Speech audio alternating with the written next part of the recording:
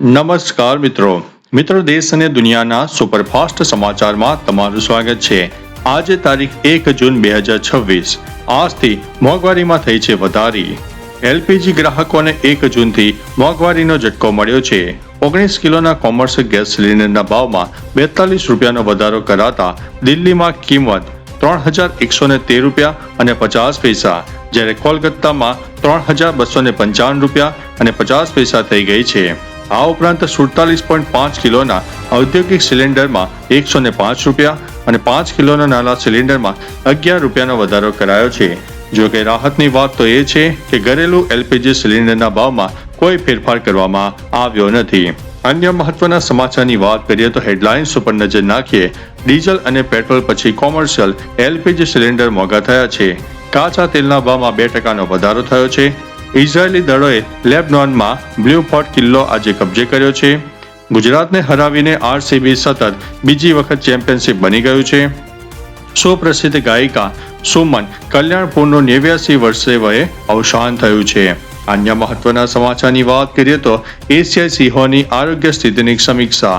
One અને પર્યાવરણ મંત્રી અર્જુનભાઈ મોઢવાડિયાએ ગીર વિસ્તારમાં એશિયાઈ સિંહોની આરોગ્ય સ્થિતિની સમીક્ષા કરી। તેમણે જણાવ્યું છે કે વન વિભાગના સમયસરના પગલાંથી વર્તમાન સ્થિતિ સંપૂર્ણ નિયંત્રણમાં છે। છેલ્લા 3 દિવસમાં વાયરસ સંક્રમણથી એક પણ સિંહનું મૃત્યુ થયું નથી અને તમામ ટીમો 24/7 સતર્ક છે। મુખ્યમંત્રી ભૂપેન્દ્રભાઈ પટેલના માર્ગદર્શન હેઠળ રાજ્ય સરકાર સિંહ સંરક્ષણ માટે સંપૂર્ણ પ્રતિબદ્ધ છે।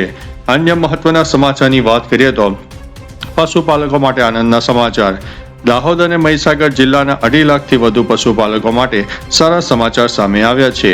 પંચામૃત ડેરીએ દૂધના ભાવમાં ખરીદીમાં વધારો કર્યો છે। પ્રતિ કિલો ફેટના ભાવ 865 થી વધારીને 875 કરવામાં આવ્યા છે।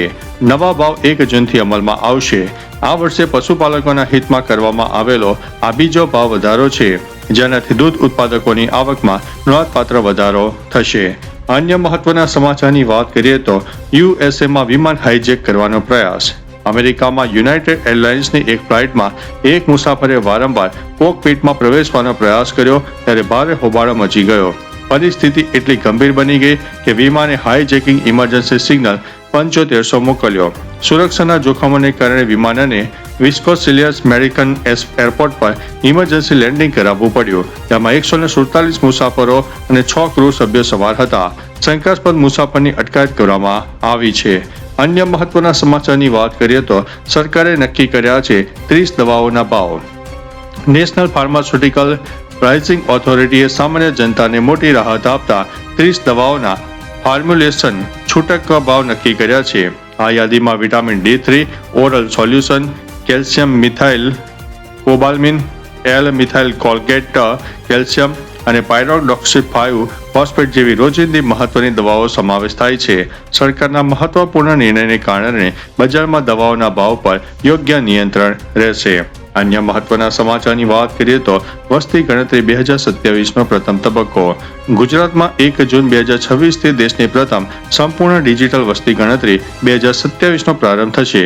પ્રથમ તબક્કામાં 30 જૂન સુધી ઘર યાદી અને LHO કરાશે, જ્યારે બીજા તબક્કામાં 9 થી 28 ફેબ્રુઆરી 2027 દરમિયાન વસ્તી અને જાતિ ગણતરી આધારિત ધરવામાં આવશે। આ સ્વગણતરી ઝુંબેશમાં રાજ્યપાલ અને મુખ્યમંત્રી સહિત 3.74 લાખથી વધુ નાગરિકો જોડાયા છે। નાગરિકો ટોલ ફ્રી નંબર 1855 અથવા તો અધિકૃત વેબસાઇટનો સંપર્ક કરી શકે છે। અન્ય મહત્વના સમાચારની વાત કરીએ તો બાગાયત ફાર્મમાં કેરીના પાકને નુકસાન। વેજલપુર બાગાયત કેન્દ્ર ખાતે મોડી રાત્રે અચાનક વાતાવરણ પલટાયું। ભારે પવન અને મિની વાવાઝોડાને કારણે 40 વીઘામાં ફેલાયેલી સરકારી ફાર્મમાં ઉભાયેલા 150 થી વધુ આંબાના વૃક્ષોને વ્યાપક નુકસાન થયું છે। આ વર્ષે આંબા ઉપર ખૂબ જ સારો પાક ઉતર્યો હતો, પરંતુ આ કુદરતી આફતમાં અંદાજિત 500 મણથી વધુ તૈયાર કેરી ખરીને જમીન દોસ્ત થઈ ગઈ। સમગ્ર ગુજરાતમાં આ વર્ષે કેરીના પાકને વ્યાપક નુકસાન થયું છે। અન્ય મહત્વના સમાચારની વાત કરીએ તો દલિત સમાજ અને પોલીસ વચ્ચે ઘર્ષણ।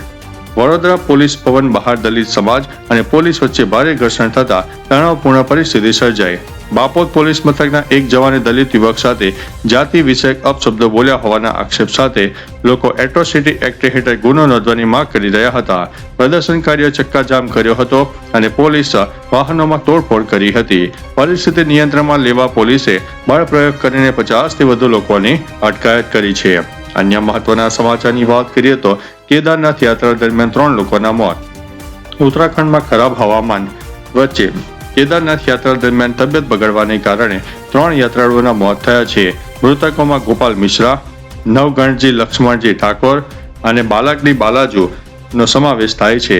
યાત્રા દરમિયાન આ બધાની તબિયત બગડી હતી. ખરાબ હવામાનને કારણે યાત્રા માર્ગ બંધ કરી દેવામાં આવ્યો છે. રાજ્ય કટોકટી કેન્દ્રના જણાવ્યા અનુસાર રાજ્યના ઘણા ભાગોમાં આપત્તિ જેવી પરિસ્થિતિ છે.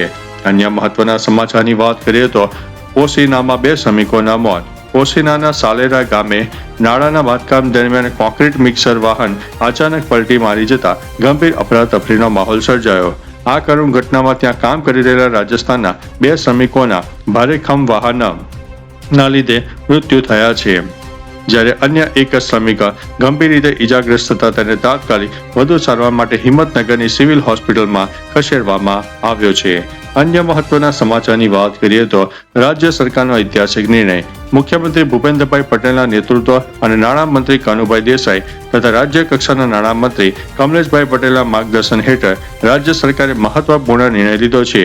બિન આદિજાતિ વિસ્તારોમાં 85 સરકારી માધ્યમિક અને 3 ઉચ્ચતર માધ્યમિક શાળાઓ શરૂ કરવામાં આવશે. આ શાળાઓ માટે શિક્ષણ સહાયક, વહીવટી સહાયક અને સાથી સહાયકની નવી જગ્યાઓ ઊભી કરવા માટે વર્ષ 2026-27માં 4.43 કરોડની જોગવાઈ કરવામાં આવી છે. અન્ય મહત્વના સમાચારની વાત કરીએ તો કેદારનાથ યાત્રા રોકાઈ. ઉત્તરાખંડમાં છેલ્લા કેટલાક દિવસોમાં બદલાયેલા હવામાનને કારણે કેદારનાથ યાત્રા અસ્થાયી રૂપે સ્થગિત કરવામાં આવી છે. વરસાદ અને ભૂસ્ખલનને કારણે યાત્રાળુઓને ભારે મુશ્કેલીનો સામનો કરવો પડી રહ્યો છે. અનેક સ્થળોએ લોકો ફસાયેલા છે અને ટ્રાફિક જામની પરિસ્થિતિ સર્જાઈ છે. હવામાન વિભાગે ઉત્તરાખંડમાં વરસાદ માટે ઓરેન્જ એલર્ટ જારી કર્યું છે. વહીવટીતંત્ર યાત્રાળુઓની સુરક્ષાને ધ્યાનમાં રાખીને આ નિર્ણય લીધો છે. તો ચાલો મિત્રો, ફરીથી દેશ અને દુનિયાના સુપરફાસ્ટ સમાચાર લઈને મળતા રહીશું. ત્યાં સુધી અમને રજા આપશો. નમસ્તે.